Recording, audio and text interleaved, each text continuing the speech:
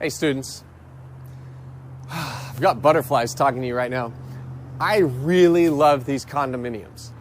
A condominium is kind of in between a house and an apartment. It's a little bit larger than an apartment, kind of looks like a house, a bunch of houses that have been pushed all together. And you can get your own unit, and this one's 2 stories, and I'm just so excited. I think I want to buy this condominium. But I don't have the money right now. But from what I've learned in this course, I think it's actually okay if you don't have the money because you can take out what's called a mortgage. And you can pay some of the value of the condo right now and then borrow the money from a bank and pay the bank back over time. So this is just really exciting, but I guess I'm wondering, how much of a down payment do I need? Is there like a minimum down payment? Like, could I pay down $0 and borrow the whole thing? Or do I need to pay down a certain percentage? Let's go back to the classroom because this new construction is really attractive and I don't want someone to buy this out from under me. Let's go. Welcome back, students. My head is still spinning. That was a beautiful condo, wasn't it?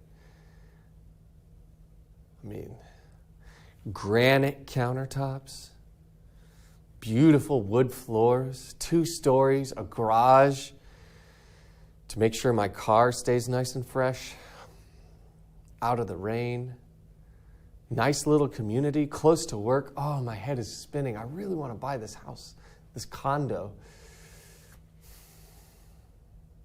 But I don't have the money. I was able to negotiate it down to $150,000. But I mean, honestly, who has $150,000 of cash just sitting in their bank account or in their pocket even? Their pockets would bust. That's too much money. But then the real estate broker told me that that's okay. It's that actually most people don't have that much money. And that most people get what's called a mortgage. And a mortgage is where you ask the bank to let you borrow some money and then you pay them back over time. But he also said that most banks require a down payment. And that's where you pay down a piece of the mortgage or a piece of the value of the house immediately before you even sign the papers. So I want to take a look at how much money I need to save in order to afford that condominium. So let's take a look down here. On mortgage loans, you need to pay down some of the value of your house or apartment or condominium before you get the mortgage. And the down payment on a $150,000 condominium, here are some typical amounts of down payments. The absolute minimum you can get away with, and this is like a federal standard in most cases, is 3.5%. So you have to afford at least 3.5% or have on hand 3.5% of the value of the property in order to get a mortgage. But typically, much more typically, you need to pay down 10%, 15%, or 20%. And it depends on the bank you talk to. It depends on your credit history. Yes, have you paid your bills in the past? Because if you're a very upstanding financial citizen, then banks are going to say, oh, okay, well maybe you only need 10%. But if you've had some troubles in the past, paying down loans, paying off your credit card bills, then they might require a higher down payment because you're a riskier client. But all that being said, here are your 4 main values that you'll run into when you're trying to have a down payment on a house, a condominium, or an apartment. So first, we can do the 3.5%. All right, and 3.5%, you move the decimal place over 2 times. Because we're going to do some multiplication here. So written as a decimal, it's 0.035, and we multiply that by the $150,000. All right, we get $5,250. All right, so the down payment that I would need on $150,000 at 3.5% is $5,250. So now we're talking. Right, $5,250, that's reasonable. I think I could save that over the course of a year and afford this condominium. But remember, That's like the bare minimum. The bank actually might require me to have 10%. Now 10% is pretty simple. I just divide by 10. So it's much more likely that the bank is going to require a larger down payment of $15,000. Because when I divide by 10 here, one of the zeros goes away and I have 15 with 3 zeros. $15,000. Right? So if I have a down payment of 10%, that means that will correlate to $15,000.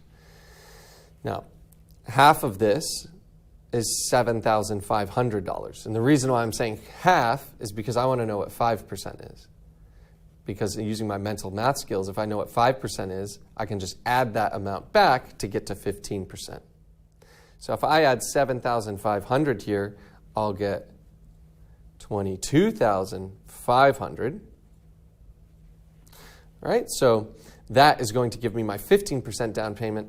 And then finally, if I need to pay 20%, that's just double 10%, which is $30,000. So depending on who I am in terms of my credit profile, I would need to have saved, in order to buy this condominium with a mortgage, $5,250 all the way up to $30,000. Now, that's my down payment. But the bank's going to want to know, how much are they loaning you? So now you take the difference. Right? So this next column is going to be called loan value. Right? How much the bank is going to loan you. Right? So if I take $5,000, I'll get $145,000.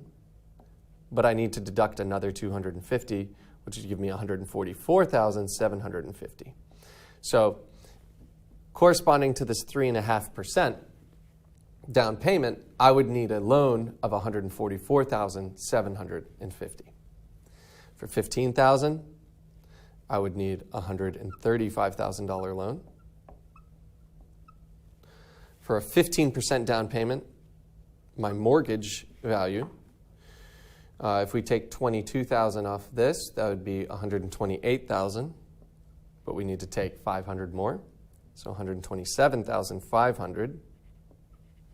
And then finally, $30,000. If we deduct $30,000 from $150,000, we'd get $120,000.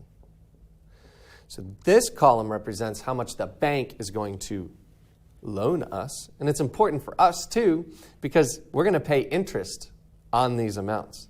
Right? So if the bank quotes us a 5, 6, 7, 8, 9, 10% interest rate, we're going to be paying a lot of interest on this over the years, because mortgages can be 15, 20, or most likely 30 years. So you'd be paying interest on this principal over 30 years.